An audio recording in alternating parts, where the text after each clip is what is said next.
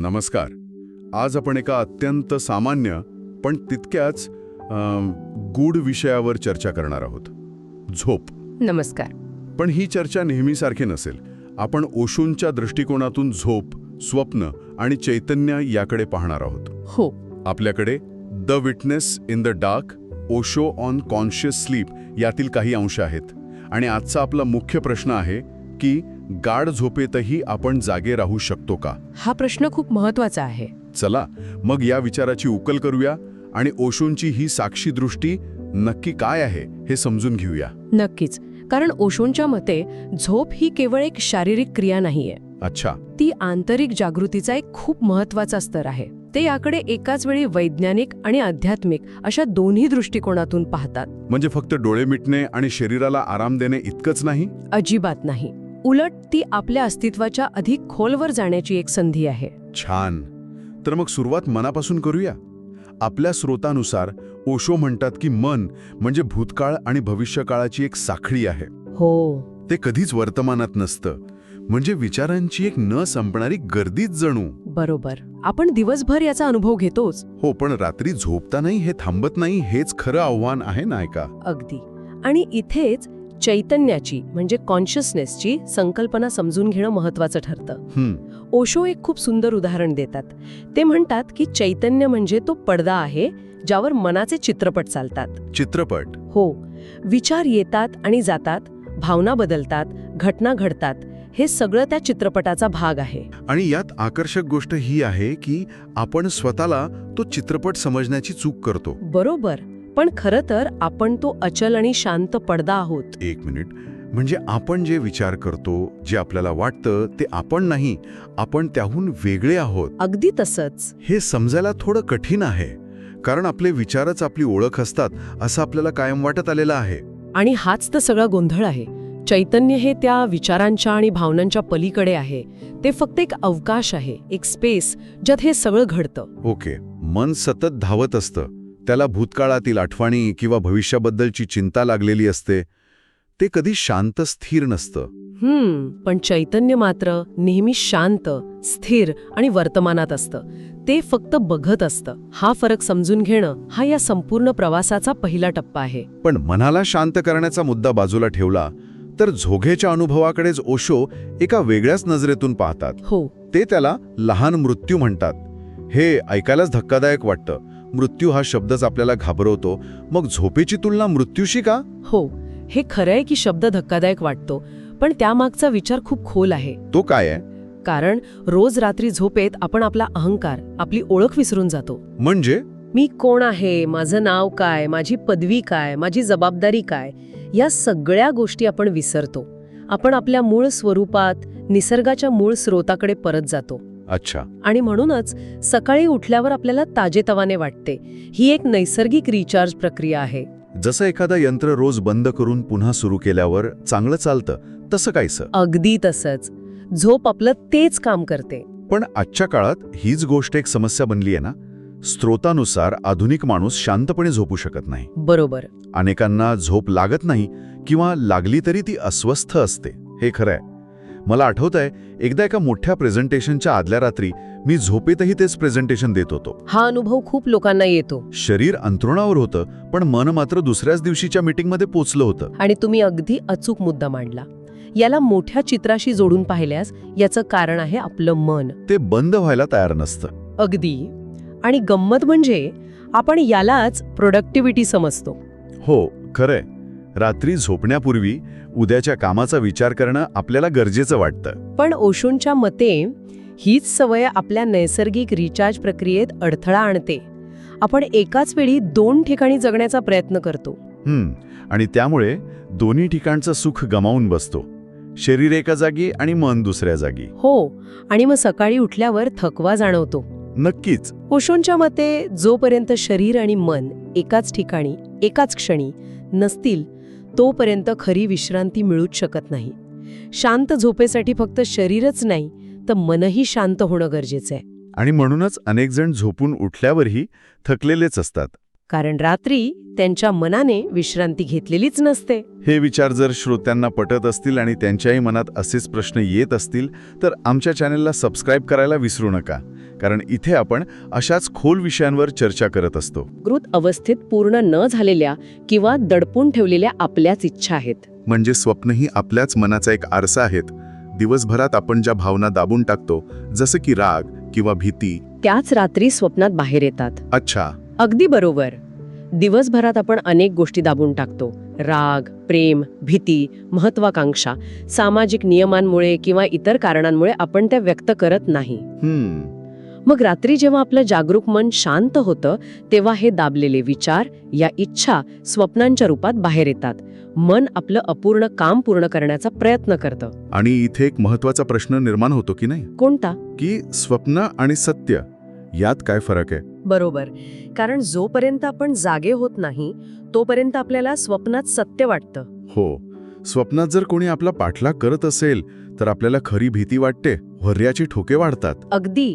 ते स्वप्न आहे हे आपल्याला जागे झाल्यावरच कळतं. अरे वा, म्हणजे स्वप्नातली भीती आणि जागेपणीची भीती यात फक्त आपल्या जागृतीच्या स्तराचा फरक आहे. मी या दृष्टिकोनातून कधी विचारच केला नव्हता. आणि ओशो याच तर्काचा विस्तार करतात. कसा? ते म्हणतात की जोपर्यंत आपल्याला आत्मज्ञान मिळत नाही, तोपर्यंत हे जग सुद्धा एका मोठ्या स्वप्नासारखंच आहे. म्हणजे हे जे आपण जगतोय हे सुद्धा एक स्वप्न आहे? एक प्रकारे हो. जसं आपण स्वप्नातून जागृत होतो, तसंच एका मोठ्या आध्यात्मिक जागृतीत आपण या जगाच्या स्वप्नातून जागे होऊ शकतो. तोपर्यंत आपल्याला हे जग, इथले संबंध, इथलं सुख दुःख हे सगळंच खरं वाटत राहतं. अगदी. एक मिनिट, पण यात एक धोका नाही का? काय? जर आपण या जगाला स्वप्न मानायला लागलो तर मग इथल्या जबाबदाऱ्या, आपले संबंध या कशाचीच किंमत राहणार नाही. हे तर एक प्रकारचं पलायनवाद, म्हणजे एस्केपिझम झाल्यासारखं नाही का? हा, खूप छान प्रश्न आहे. आणि हा गैरसमज होण्याची शक्यता असते. मग तर कोणी काहीच करणार नाही? नाही. ओशो इथे जबाबदारी टाळायला सांगत नाहीत, ते फक्त वास्तवाचे स्वरूप स्पष्ट करत आहेत. म्हणजे याचा अर्थ असा नाही की तुम्ही तुमची कामं सोडून द्या. उलट हे समजल्यावर की हे सर्व क्षणभंगूर आहे, तुम्ही अधिक सहजतेने आणि तणावाशिवाय जगू शकता. एक उदाहरण देता येईल का? नक्कीच. जसं एखाद्या अभिनेत्याला माहीत असतं की तो नाटकात राजाची भूमिका करतोय, पण तो खरा राजा नाही. बरोबर. त्यामुळे तो भूमिकेचा आनंद घेतो, पण त्यात अडकत नाही.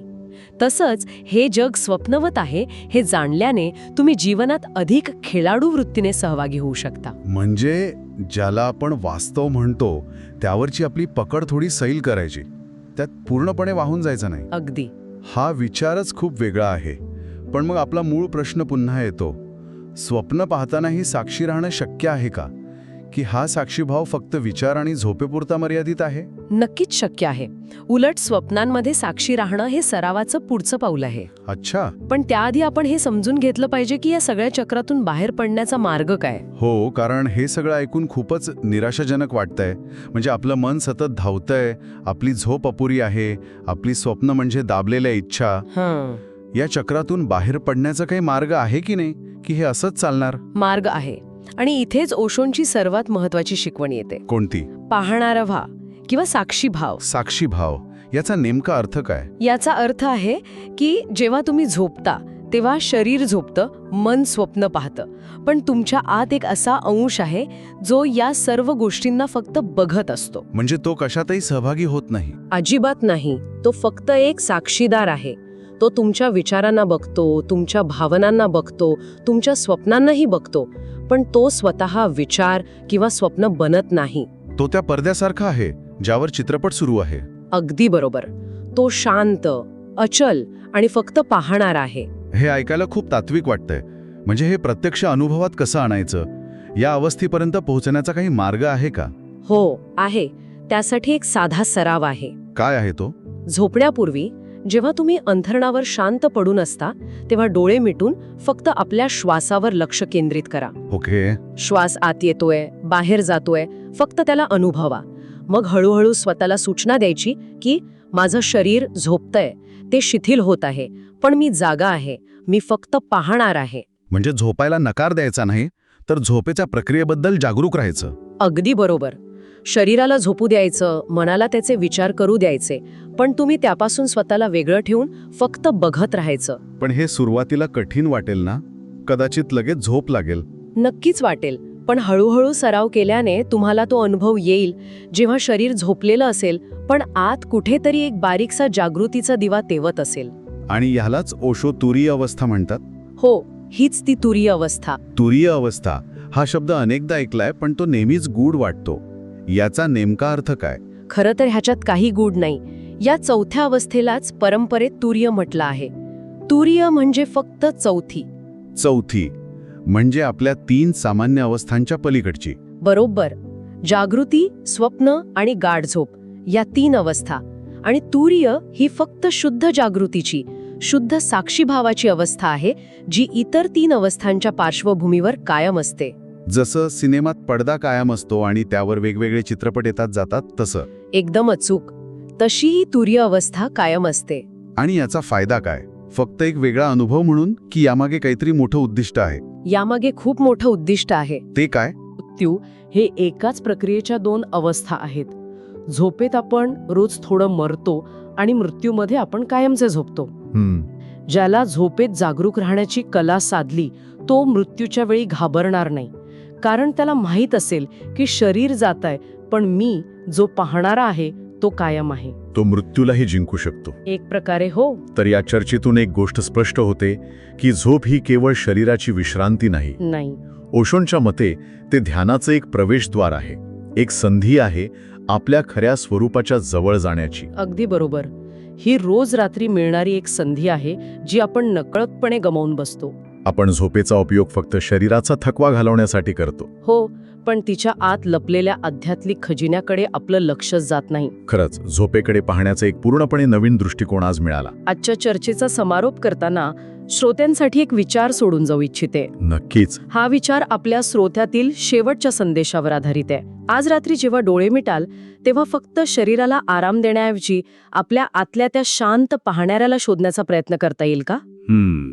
जो झोप आणि स्वप्नांच्याही पलीकडे न बदलता अस्तित्वात आहे, जो फक्त पाहतो, कोणताही निर्णय न देता, कशातही न अडकता. फक्त श्वासाला पहा, विचारांना ढगांसारखं येता जाताना पहा आणि त्या पाहणाऱ्यासोबत एकरूप होण्याचा प्रयत्न करा. यावर नक्की विचार करावा. खूप सुंदर विचार. आजची ही चर्चा जर तुम्हाला आवडली असेल तर या व्हिडिओला नक्की लाईक करा आणि इतरांसोबत शेअर करा. धन्यवाद. पुढच्या भागात आपण अशाच एका गूढ विषयाला हात घालणार आहोत. वेळ खरंच वाहते की तो फक्त आपल्या मनाचा खेळ आहे, यावर आपण सखोल चर्चा करणार आहोत. भेटूया पुढच्या वेळी.